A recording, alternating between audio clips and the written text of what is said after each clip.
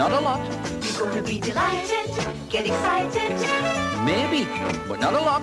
You're gonna see a whole lot of magic. Look at this trick and that trick. And when he says it's not a lot, you'll agree it's such a lot.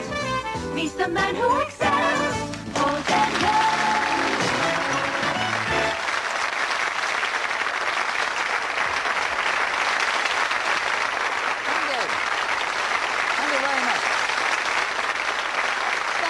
Thank you for tuning in.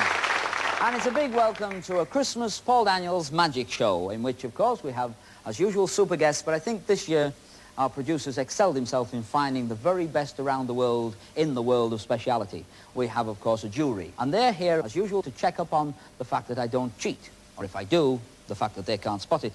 What's your name, sir? Nick. Oh, I've heard of you. Yeah. Old Nick. Yes, you're not the one that dresses in the red, though, and becomes Santa Nick. No? No? OK. Randall or Hopkirk? It's just a thought. I like this part of the show. What time is it? Oh, you've got to watch. Good. Right. That's all we need to know. The man's got to watch. Now, just take your watch off. That's the idea. And I'm not going to touch your watch at all. What's your first name? Peter. Peter. Stood up, Peter.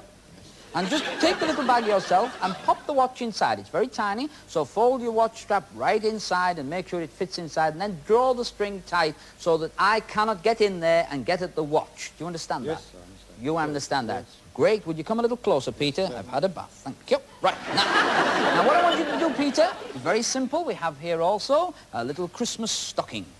And, of course, being Christmas stocking, it's got a net front. Just drop it in there, would you? Do that for me? Thank you. Fine. All right? Thank you. Yes. Now, I haven't touched your watch. True? I haven't touched it. You put it in the bag. You put it in the stocking. Correct. True? And it's right down the bottom. Oh, it's not. It should be. Now, if we get it right down... Just a minute. I don't know how to tell you, Pete, but there's a couple of things happen. Oh, I've stood on it. Sorry, Pete. There's a hole.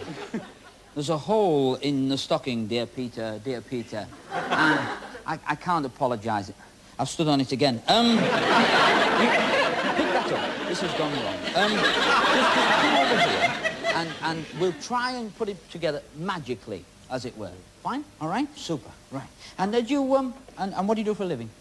I'm a merchant tailor. A merchant tailor? Oh, fantastic. You only make suits for merchants? No. No, in that case... We make them for magicians as well. Do you really? Yes. What do you reckon, then?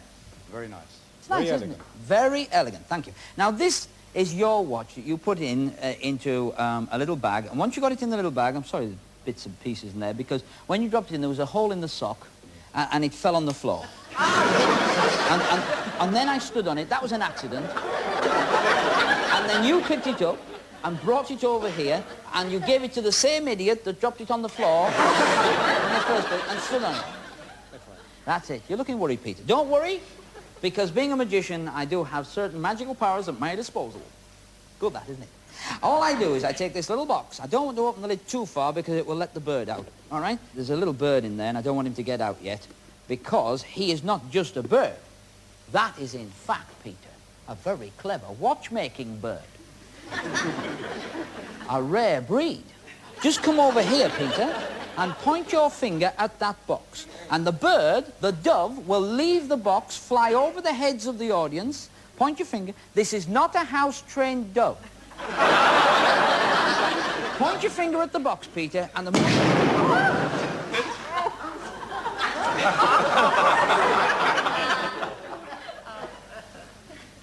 You shot the bird, Peter.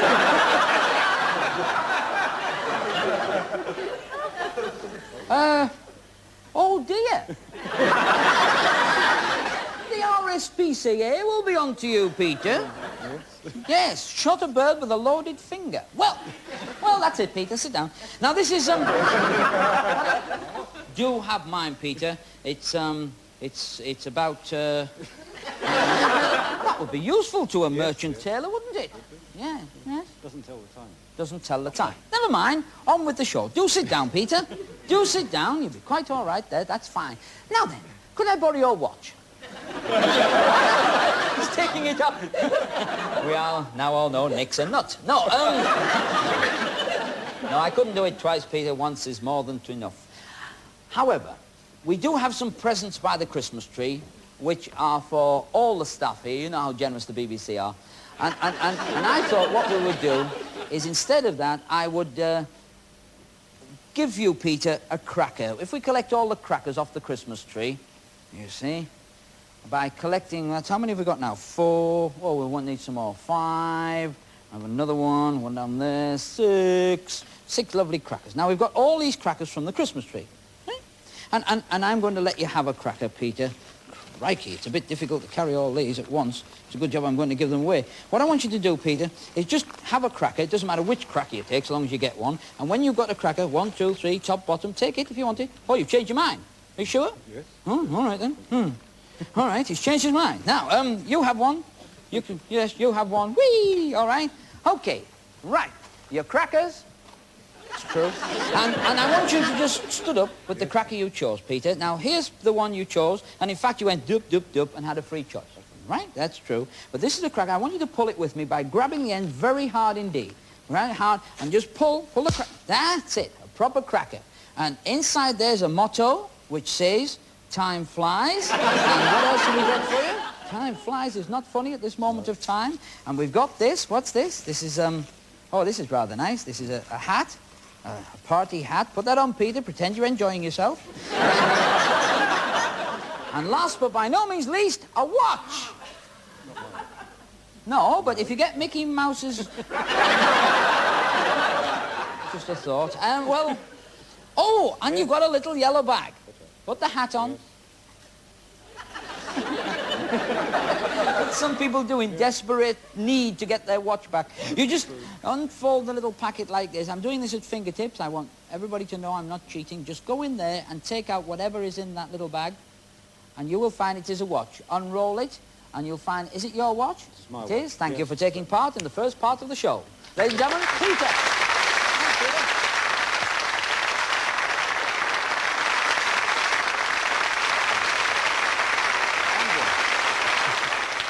My first guest tonight is considered by the circus profession to be the finest in her own particular field.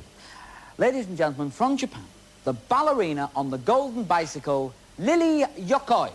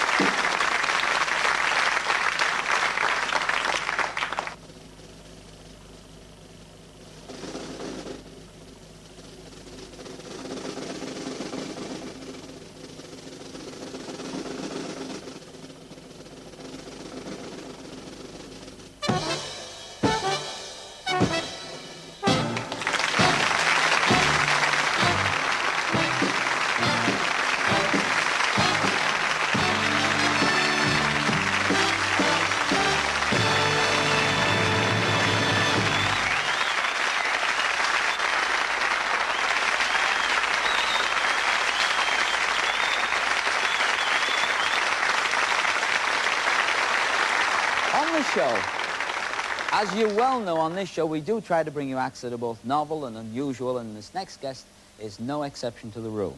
He's what is known as a protean entertainer. And I didn't know what that was either. He explained that means he's mastered the art of quick change, instantaneous costume changes, and he's about to play a sketch from Dickens of Oliver Twist. Now, in this sketch, he plays all the characters himself. There's absolutely no camera trickery at all, even though it might look like it. What you see is what the audience here will see and our jury will see. Our studio audience are here to check on that. And so, ladies and gentlemen, the master of the quick change, the man himself, Michael McGiveney.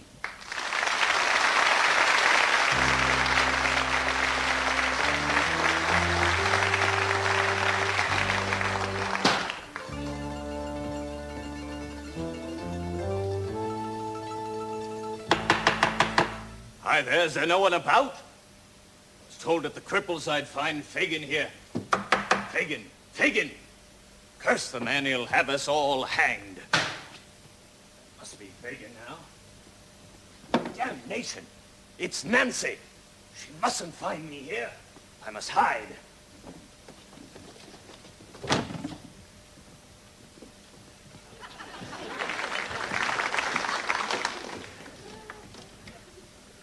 Sleeping sound.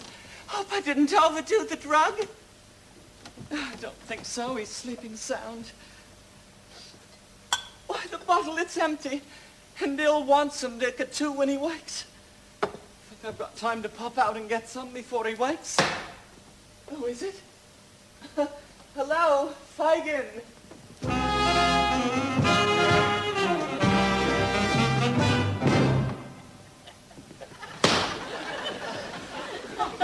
Bill? Bill, are you there? It's Fagin. Look at here. The ferocious Mr. Bill Sykes sleeping in his bed just like a little child. What a strange smell. Ah, laudanum. Sleeping. Why, Nancy's drugged Bill. You're a clever girl, Nancy. Clever. I've suspected you for a long time, and now there's proof. Clear proof. Sykes. Bill Sykes is the man for the job. Now I've got you, Nancy. Bill, wake up, Bill. Caution. If I awaken him, he'll flare up like a tiger. I'll waken you. You dearly love a joke, don't you? I'll waken you with a crowbar.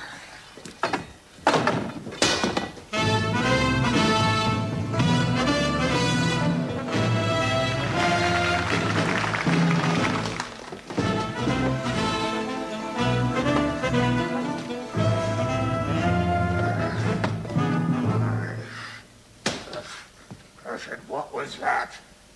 What the devil's come over me?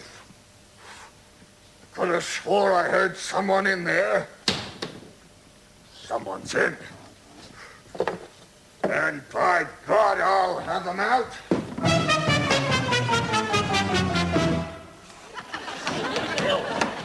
Bill! Nancy's peached on us, Bill. She's informed on us all. If what more than that, she tried to poison you. Drug you. Fool. Fool.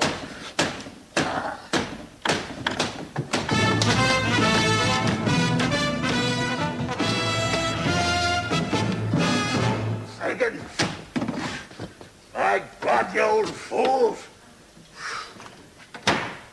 What did he say? Nancy, informed? House fire. Nancy, what you been up to? Why, she's gone. To inform? God, I'll choke. I'll find you, and I'll grind your brains to dust.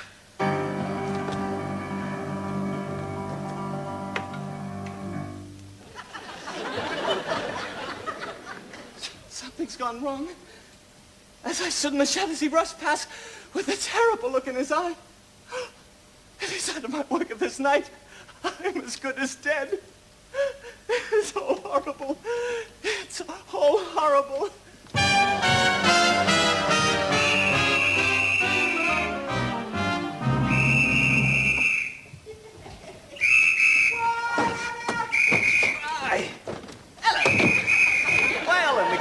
What's the row? Oh, right out, Charlie, right out. What's the row now, What's the blooming row? Well, come on then, throw it up. Throw up the bag. Right, I got you. Right out, Charlie, watch out for the Bow Street runners. Look out, me blooming finger! Cool, lovey. Here, thought he had both my fingers. Here we are, Bill, here we are. Ooh, all the way from Snow Hill. Why, we've some little presents for Mr. Feigen. A drop of me favourite lash. Right you are. Come to father.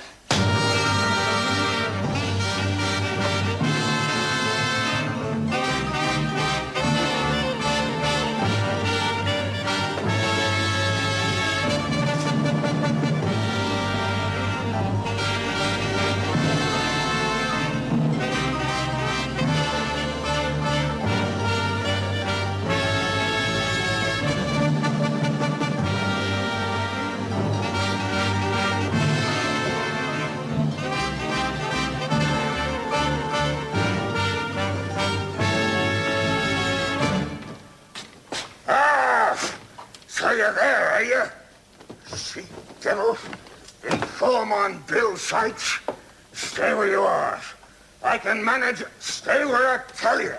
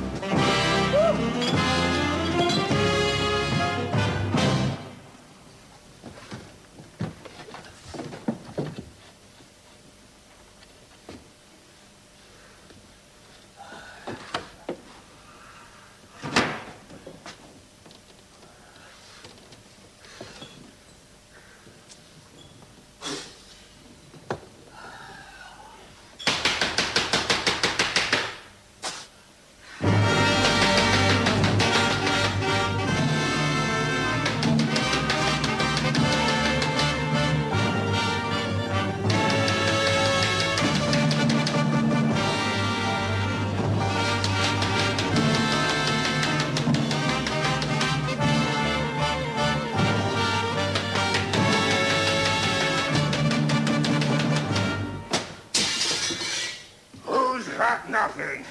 Open in the name of the king.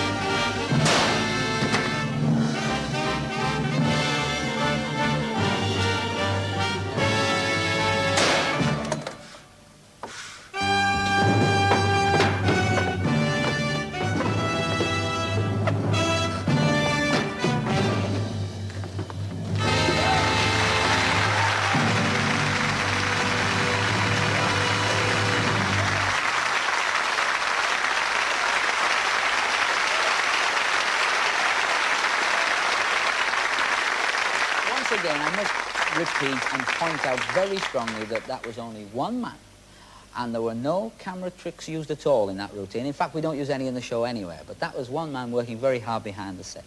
We are now going to take a trip into the world of mentalism, where, by the power of the mind, you can either read a mind or control the mind, and in this particular instance, I'm going to use one of our jury members. Your name is? Leonie.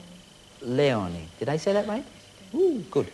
Now, Leonie, we're going to use a pack of cards. A pack of cards because anyone at home can identify with them, all right? We're not using them as a magician's prop. We're merely using them as a means of you being able to identify something very quickly. This is a prediction.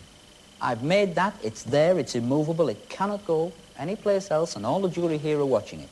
Around the prediction, imagine a clock. Imagine a clock, Leonie, around there, and think of any hour at all around the clock, from 1 right around to 12. So you've got a choice of 12 different hours.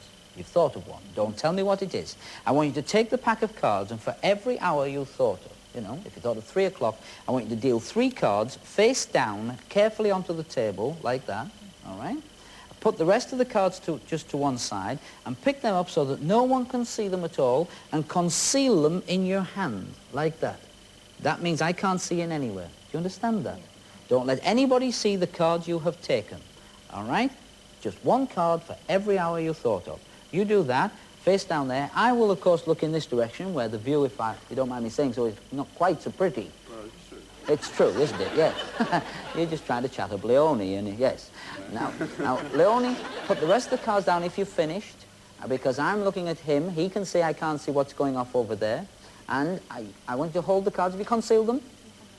Pardon? Yes, I have. Oh, good. Right. So I can't know what you've got in your hand. I can't possibly know the number that you thought of. But I'm going to use 12 cards. 1, 2, 3, 4, 5, 6, 7, 8, 9, 10, 11, 12. 1 for each hour around the clock. And now I'm going to deal them out. 1, 2 o'clock, 3 o'clock, 4 o'clock, 5, 6, 7, 8, 9, 10, 11, 12 hours. And I'm going to go around that clock, and when I get to the card that you thought of, or the hour that you thought of, just say stop. All right? And I couldn't possibly know. 1, 2, 3, 4, 5. You thought of 6. I don't want to touch that card. I couldn't have known what it was. No? You could have chosen any hour. Turn the card over. And you chose 6 of hearts, right? I couldn't have known that. No. And yet my prediction quite clearly states, you will not choose the Joker. What's funny about that? What's funny about that? You will not choose the Joker is a very serious thing, particularly when you consider that every other card except the 6 of hearts is in fact a Joker. We turn those over, we turn those over, all Jokers, including the one.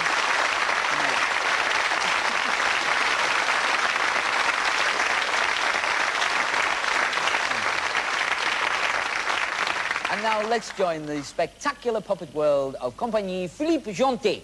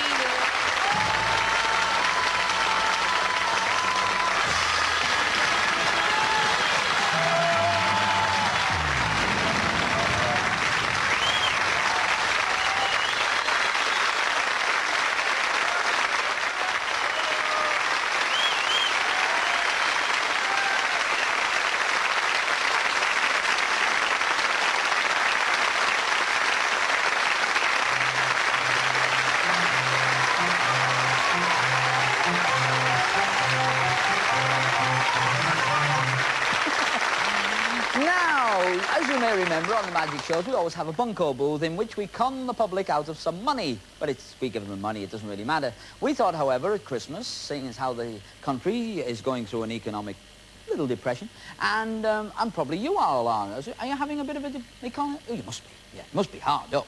I'll show you how magic could have helped you. If they'd allowed me to take over, I would have done this. I would have separated Scotland from England completely. You see? And Scotland would have its own parliament, and so would England. I would have its own mint, and so would England. And the money would be different in each country. Now, then what would happen is this. The English, being very stiff upper lippish, you see, would keep their pound notes the same. In other words, the English pound note would equal £1. But the Scottish pound note would only equal 90p. They devalue the Scots pound note. Very proud. Meanwhile, up in Scotland, up here, they would get their own back. The Scottish pound note would equal £1, but the English pound note, they'd devalue it. They'd make it worth 90p, which is only fair. So, now you understand the rate of exchange in my new government and parliament and things like that, I'd like you to meet a member of our jury who's going shopping. Sir, what's your name? Terry McNally. Terry McNally. Nice to see you. And just step a little closer because I'm going to make you live in the best house in the world now. You live on the border between Scotland, which is 0 miles in that direction, and England, which is 0 miles in that direction. All right? Right. So you are a borderline case. Now, this is the kind of pound note that the Scots issued. It's got a tartan cover all over it. And this is the English pound note, which is more or less the same, but now can be shown in black and white. All right? There it is. I'm going to give you a pound note. That's for you. You just keep that there. Oh, you've got your shopping bag. Oh, yes. How twee. You just stay at home in your little house, and I'll go and show the people why this new system would be so good. Here is an English shop.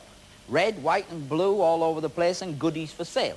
The shopkeeper, I'm going to give a Scottish pound note and an English pound note. Now, that doesn't mean you've got £2. That means you've got £1.90, because in England, it says here, the Scottish pound note is only worth 90p, right? Now, if I go to Scotland, you stay at home. If I go to Scotland over here, we have got, come a little nearer, we have got this. This is a Scots shop, all right, with a tartan all over the place. And some of the places, wow. You have got a Scottish pound note as well and an English pound note as well, but you've really only got £1.90p. Because here in Scotland, an English pound note is worth only 90p. Now, that doesn't mean very much so far, except for this.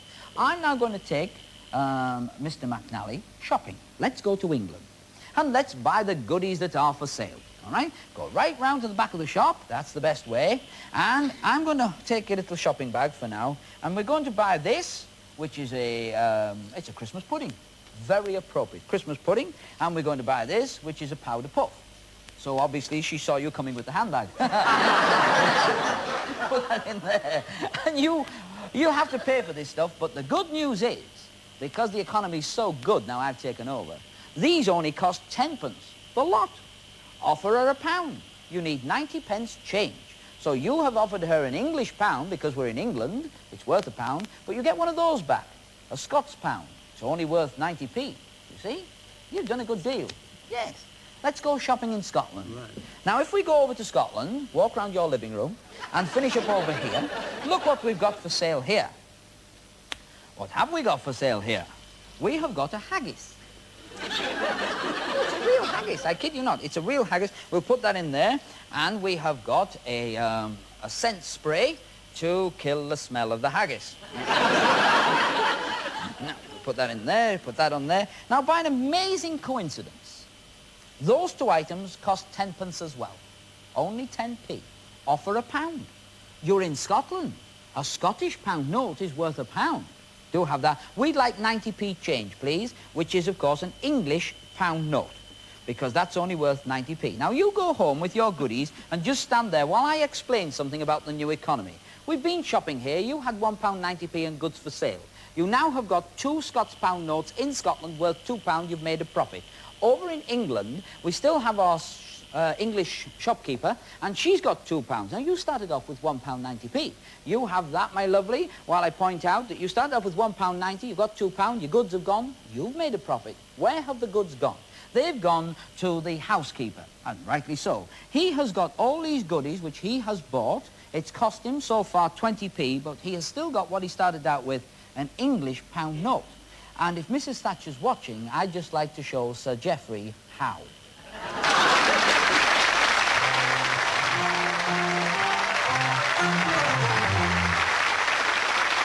And now, presenting one of the most sense-confounding problems on the stage today, from America, Harry Blackstone.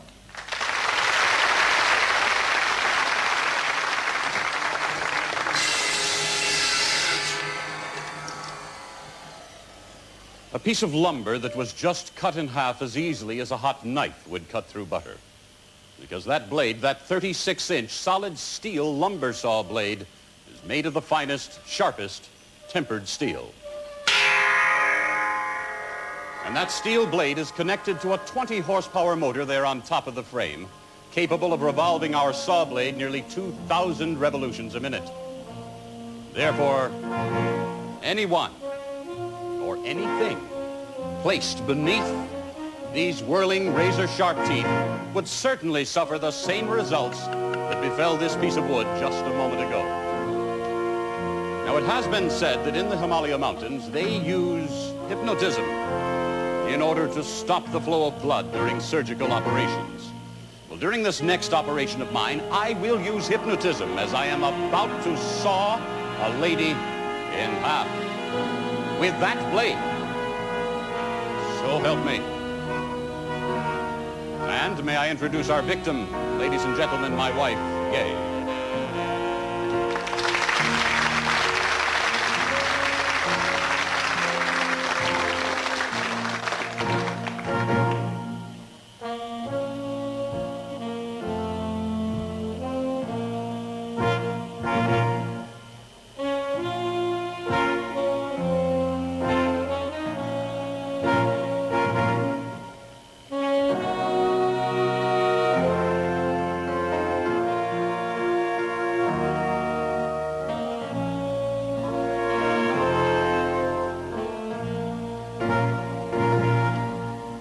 Our piece of wood we place into this metal holder, and then placing it underneath the lady, I want you to see what the saw does to it.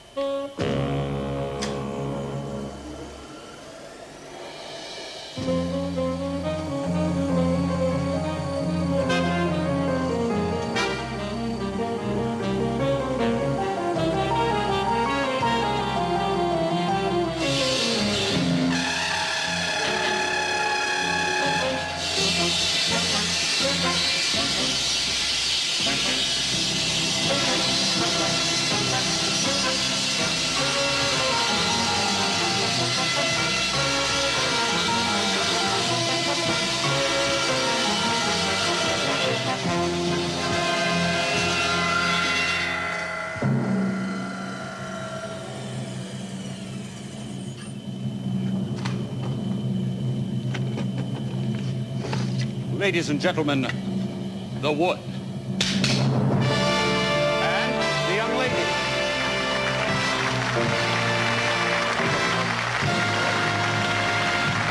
And there she is as good as new.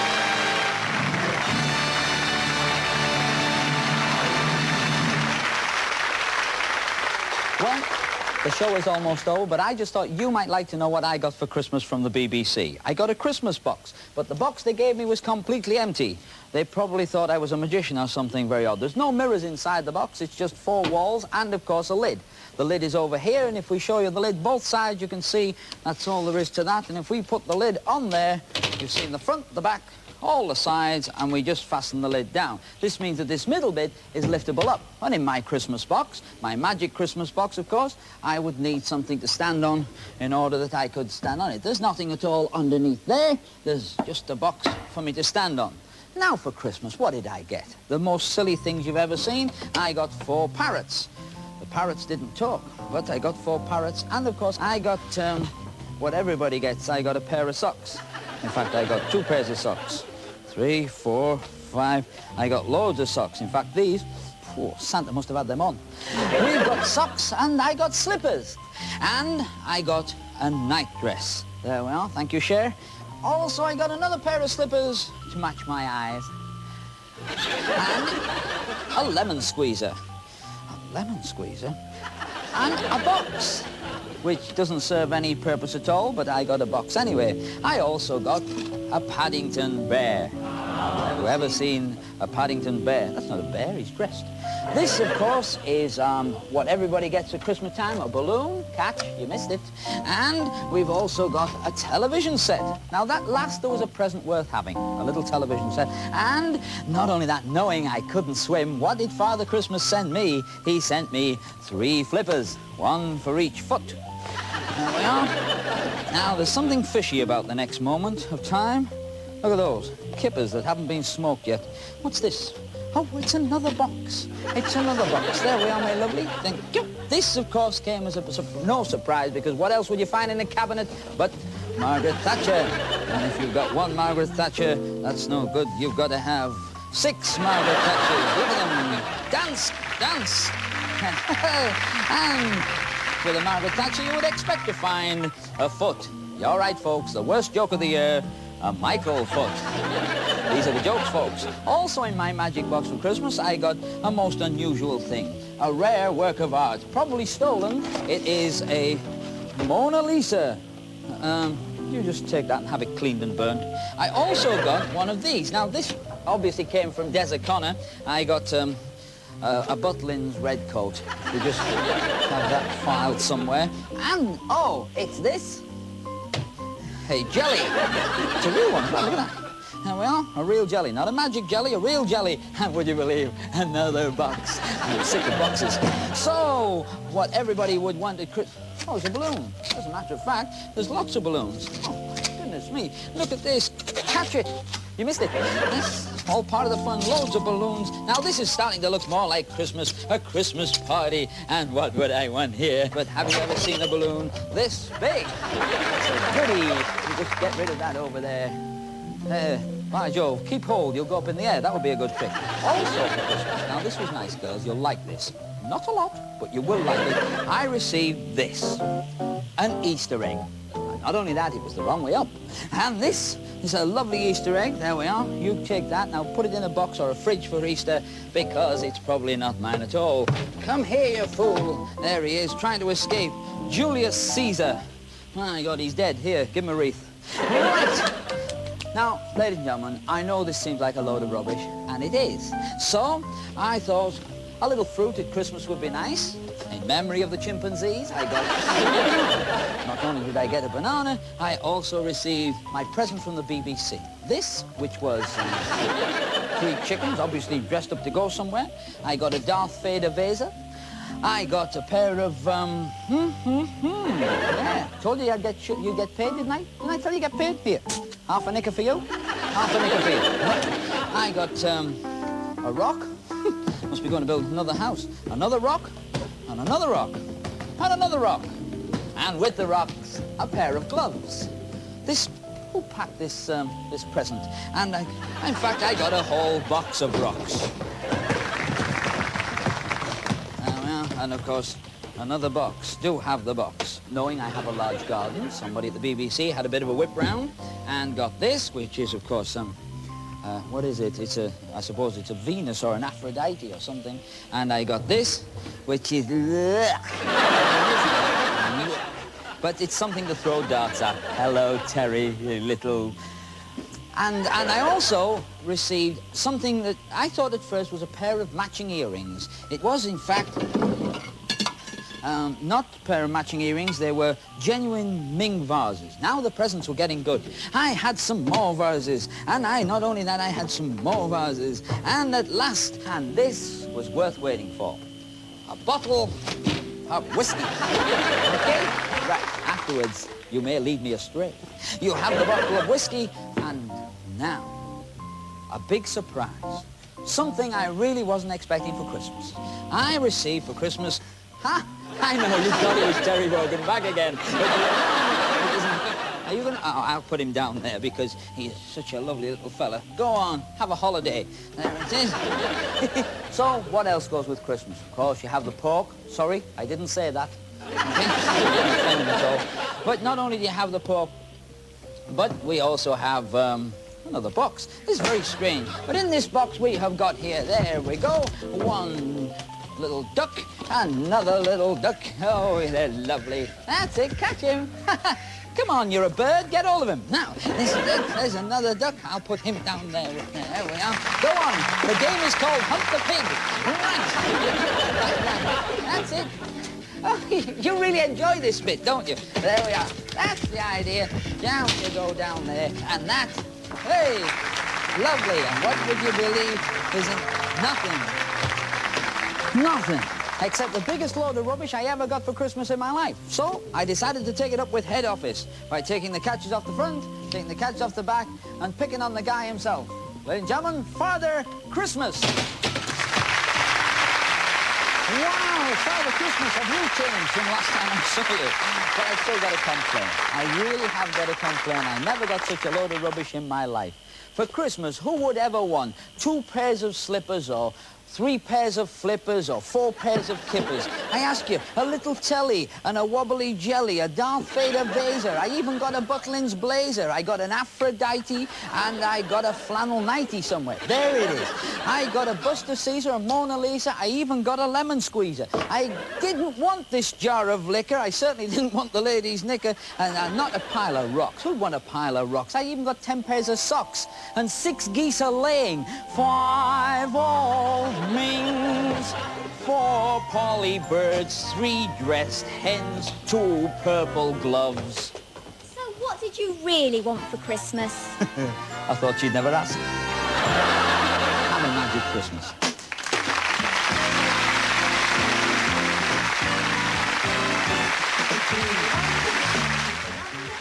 Paul Daniels is now appearing at the Prince of Wales Theatre, London, and he'll be back on BBC One with his magic show next year.